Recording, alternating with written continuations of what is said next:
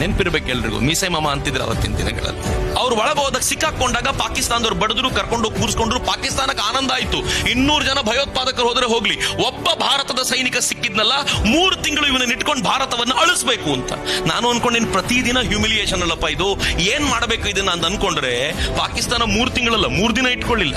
ನರೇಂದ್ರ ಮೋದಿ ಅವರು ಯಾವಾಗ ಪಾಕಿಸ್ತಾನ ಬಿಡಲ್ಲ ಅಂತ ಹೇಳ್ತಿದ್ದನ್ ಗೊತ್ತಾಯ್ತೋ, 9 ಮಿಸೈಲ್ ಲಾಂಚರ್ ಗಳನ್ನ ಪಾಕಿಸ್ತಾನದ ಕಡೆ ತಿರುಗಿಸಿ ಹೇಳಿದ್ರಂತೆ 24 ಗಂಟೆ ಟೈಮ್. ಅಭಿನಂದನ್ ಬಂದ್ರೆ ಸರಿ, 25ನೇ ಗಂಟೆ ಪಾಕಿಸ್ತಾನ ಅನ್ನೋದು ಭೂಪಟದ ಮೇಲೆ ಇರಲ್ಲ. ಯಾವ ದೇವರನ್ನ ಕರಿತಿರೋ ಕರೀರಿ, ಯಾವ ದೇಶಕ್ಕೆ ಹೋಗ್ತಿರೋ ಹೋಗಿ ಅಂತ. ಪಾಕಿಸ್ತಾನ ಓಡಿತಂತೆ ಅಮೆರಿಕಾದ ಹತ್ರ. ನೋಡಿ ಏನಾದ್ರೂ ಬುದ್ಧಿ ಹೇಳಿ ಅಂತ. ಅಮೆರಿಕ ಹೇಳ್ತಂತೆ, ಮನಮೋಹನ್ ಸಿಂಗ್ ಅಲ್ಲ ಅದು, ಹೇಳಿದ್ದು ಮಾಡ್ತಾನೆ, ಬಿಟ್ಟು ಈ ಸಂದರ್ಭದಲ್ಲಿ ಬಚಾವಾಗಿ ಅಂತ.